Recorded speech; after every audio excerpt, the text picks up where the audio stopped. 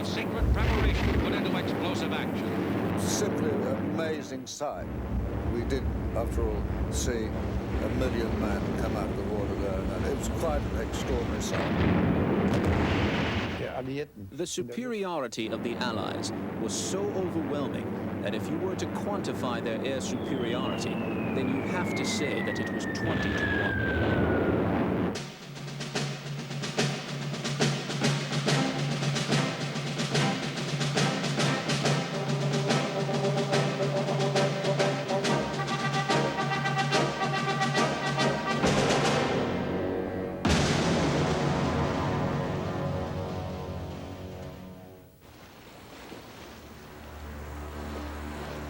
November 8, 1942. Operation Torch. Target, North Africa. All very, very secret. You know, we were going overseas. Despite careful security measures, American and British pilots sense that something big is in the wind. David Cox, RAF. I remember they were saying, right, the rumor is West Africa. We're going to invade Casablanca and round there. A massive American force, supported by British naval and air power, storms ashore at Casablanca, Oran, and Algiers. The Allies gain a quick beachhead, but they face immediate challenge from the veteran Luftwaffe and a hardened Africa Corps, commanded by General Erwin Rommel, the Desert Fox.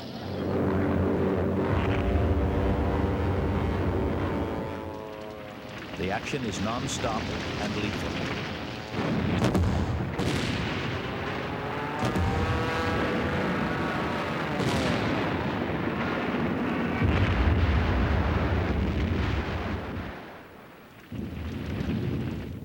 Jerry Collingsworth, United States Army Air Force, finds himself in a Western-style shootout over the desert. His motive is revenge. I was not shooting with the express purpose of killing anyone. I was shooting for the express purpose of shooting that airplane down. If he got killed in the process, that's what the game was about. Except this one time, and this day I was after the man, because by sheer luck, this Focke-Wulf 190 failed to get me, and he got my wingman, who was a close friend. We were flying low level in bad weather in Tunisia. And I remember thinking, friends, we aren't about to outturn the Spitfire, but I knew we couldn't. So I rock over to keep him in sight. I rock this way, because we were in this kind of a turn. I rock this way, and I see him explode. And you might say the adrenaline was flowing pretty good. Jack Ilfrey, one of America's first World War II aces, scores a kill over the desert.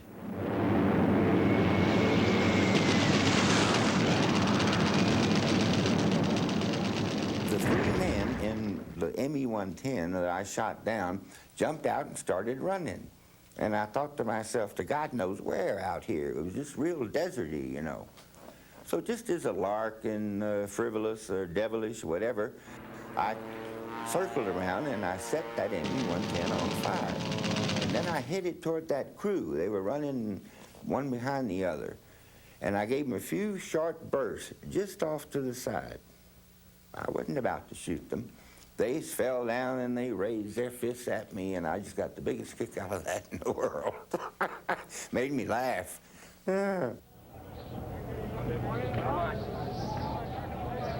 For fighter pilots, the desert war is relentless. Smoldering sand and scorpions on the ground, death in the air.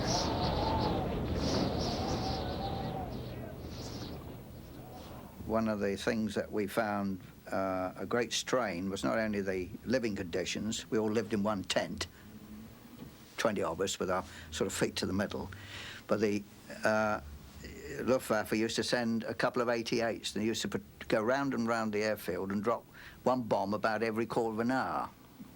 Only a small one, but still, it was a bomb. And obviously, you didn't get any sleep. And made us all very irritable, and obviously, you know, for morale, didn't do much good. General Rommel's Africa Corps is squeezed by the British from the east and the Americans from the west.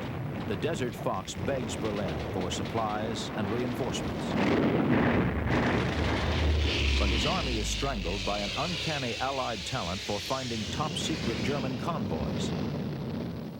Harry Broadhurst, RAF. Oh, they were in a mess. We were doing to them in the desert what they'd done to us in France. We had Ultra, which helped us to sink their ships with petrol and oil and ammunition and so on. So they were being pretty hard-pressed. Ultra, the war's best-kept secret. The British have broken the German code. Harry Broadhurst is one of the few with access to Ultra alerts. He reads Rommel's dispatches and knows the route of German air transports. Just before the end of the war in Africa, they were flying the stuff in and signaling the time of takeoff and where they were taking off from to their headquarters in North Africa. This started to come into me, and it didn't take me long to work that one out. And we absolutely slaughtered them.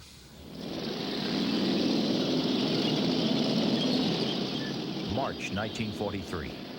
Short on supplies and ammunition, the once elite Africa Corps crumbles under Allied attack. Hugh "Cocky" Dundas, British Desert Air Force. I was cruising around in my Jeep, just looking about, and I came into sort of great amphitheater in the ground somewhere outside Tunis. And there must have been 15 or 20,000 German soldiers there who were assembled, being organized into prisoner of war things. And I'd always remember just sitting there in my Jeep and looking down and seeing these people and thinking, well, my God, that's something which I didn't know that I'd ever see. Very different looking lot from what one envisaged German soldiers as being when they were taking part in the Blitzkrieg in spring 1940, you know. By May, the Luftwaffe is withdrawn.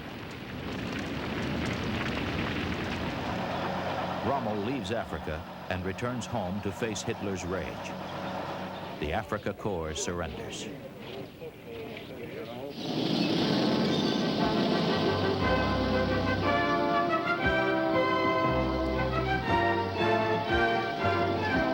With North Africa won, the Allies look north toward Sicily, stepping stone to Fortress Europe.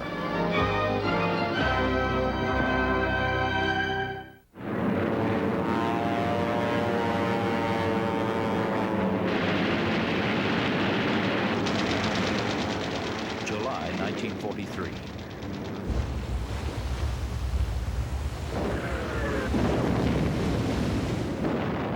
The U.S. 7th Army, under Old Blood and Guts, General George Patton, and the British 8th, under Field Marshal Bernard Monty Montgomery, overrun Sicily.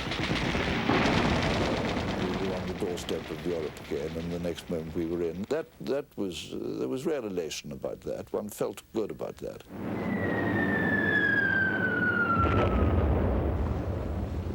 A month later, General Dwight D. Eisenhower launches the first Allied invasion of mainland Europe at Salerno, Italy. September 1943. The Allies are back on European soil. Jerry Collinsworth scores a kill and watches the frantic pilot try to escape a flaming plane. He jettisons his canopy. Now, a Focke-Wulf canopy just slides directly back, and it missed me by about 30 feet. So when he did that, I figured he was going to bail out, and I stopped shooting.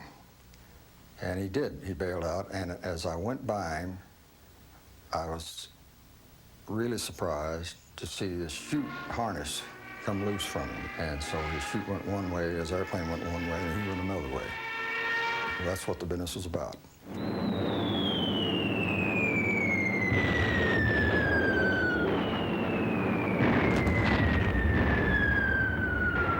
From the air, the shattered town of Cassino was little more than a name on a map, after 6 months of savage battle for this key bastion on the road to Rome. Churchill describes it soft underbelly of Europe. In fact, the battle for the Italian boot will prove one of the war's bloodiest. Allied fighters fly treacherous ground support missions against deadly German ack-ack fire. Ground attack work became something of a fascination, as a matter of fact. The army had a very, very tough job in Italy because the terrain, as you know, is far from easy. And the Germans were fighting every inch of the way.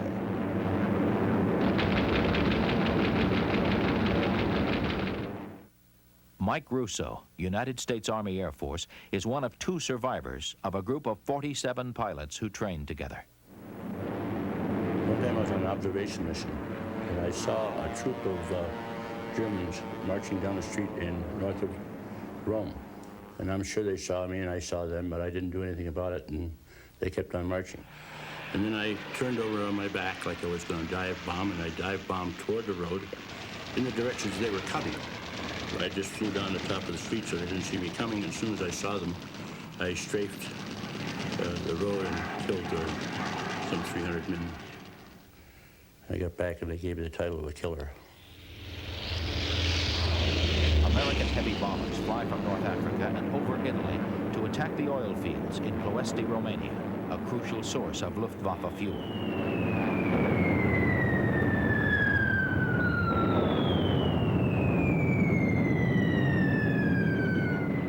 Eric Hartmann will become the war's top fighter ace with an incredible 352 confirmed kills.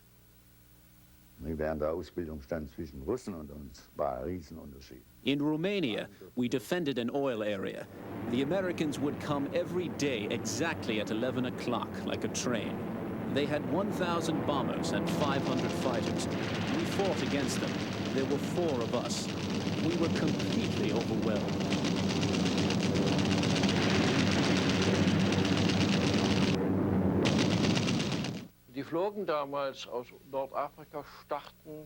They flew out of North Africa. They flew over Naples, Rome, Milan. When you wanted to attack the flying fortress, the best tactic was to attack them from behind at a higher speed, rather than be exposed to the firepower of 30 to 40 machine guns. Because they flew in formation, it was like flying through a snowstorm of projectiles. And you would close your eyes. Our younger pilots could survive on the average of only 2 such attacks, and then they were dead.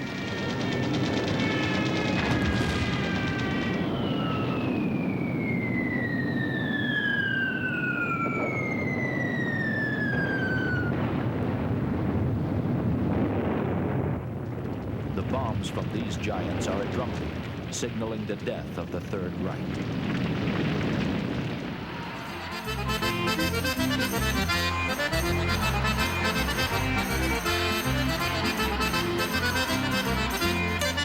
June 4, 1944. Rome is liberated. The countdown to D-Day, the invasion of France, has already begun.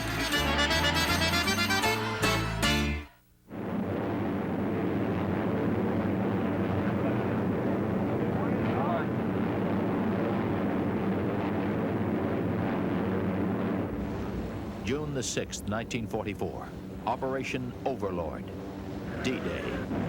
The assault on Hitler's fortress Europe begins. An Allied force of 3 million men, 12,000 planes, and more than 6,000 ships will test Hitler's vaunted wall of steel and fire. People of Western Europe. A landing was made this morning on the coast of France by troops of the Allied Expeditionary Force. This landing is part of the concerted United Nations plan for the liberation of Europe. Pilots flying over the vast invasion force see a sight they will never forget. An astonishing armada stretching from horizon to horizon. Jeffrey Page, Royal Air Force. On the morning of D-Day, at first light, what was called HR, I was leading my squadron of Spitfires, and our particular mission was to fly beach cover over the American beaches of Omaha and Utah. I must say that to to have been there at HR on D-Day was the most fantastic experience, seeing all these ships and these troops going ashore on the beaches. It had a particular significance for me because I had flown at the time of Dunkirk and watched the remnants of the British Army being taken off by rescue ships. So to see them going back, and our American allies and Canadians, everybody else, it was a great thrill.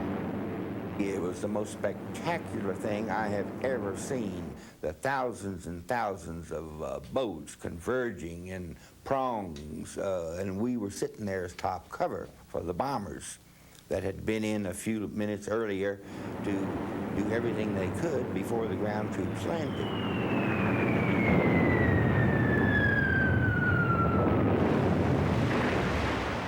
Air trigger tension is the mood over the Normandy beachhead. Andrew Mackenzie, RAF.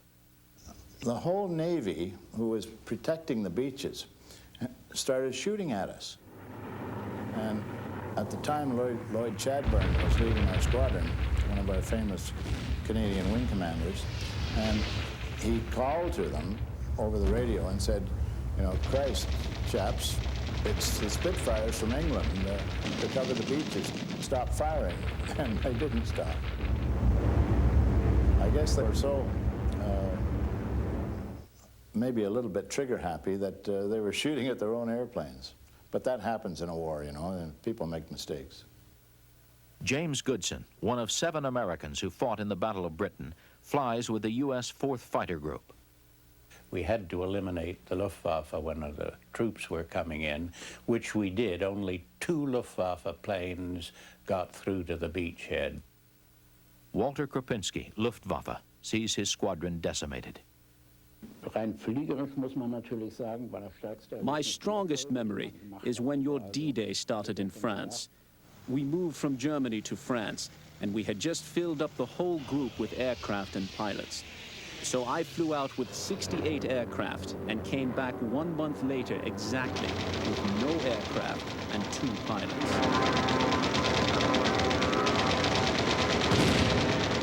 One of them was myself.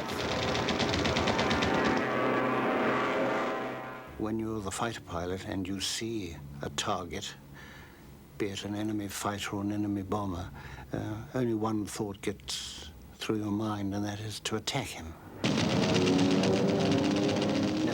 Never do you think of go home and fly another day.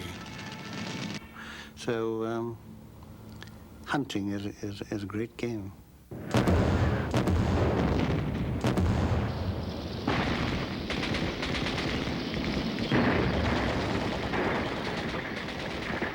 The beachhead secured, Allied fighters probed the sky over France, seeking the enemy. Peter Brothers, RAF. The opposition, funnily, was awfully disappointing. One felt rather sorry when I got tangled up with some 190s, and the chap I shot down obviously didn't know the first thing about it. He was just gently turning from left to right as though he was peering over his left shirt and right shirt, wondering what to do.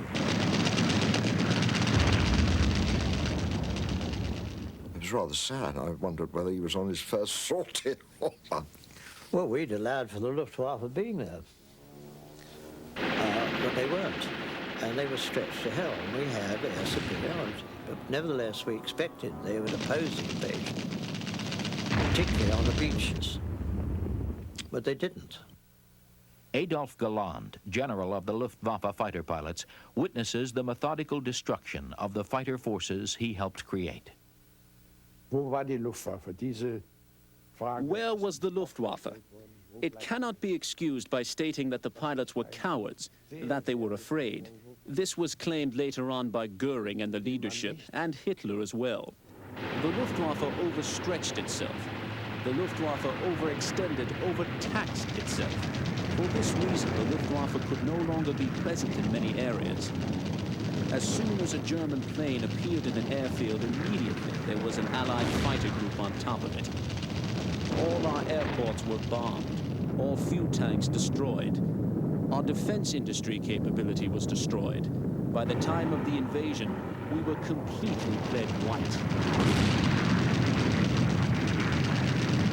We were simply swept from the skies.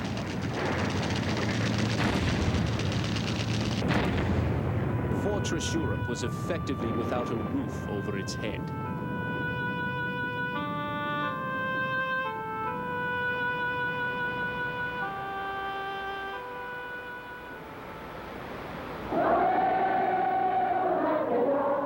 August 25th, 1944.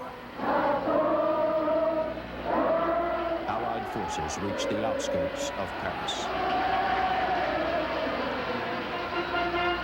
The honor of liberating the City of Light is left to the Free French troops.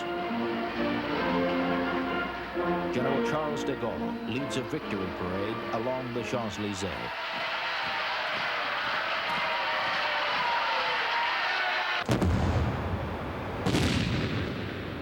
Elation of victory soon gives way to grim reality. Their homeland now in peril, the Germans fight with renewed determination. Allied armies aim their thrust at the Rhine, gateway to the heart of the Reich.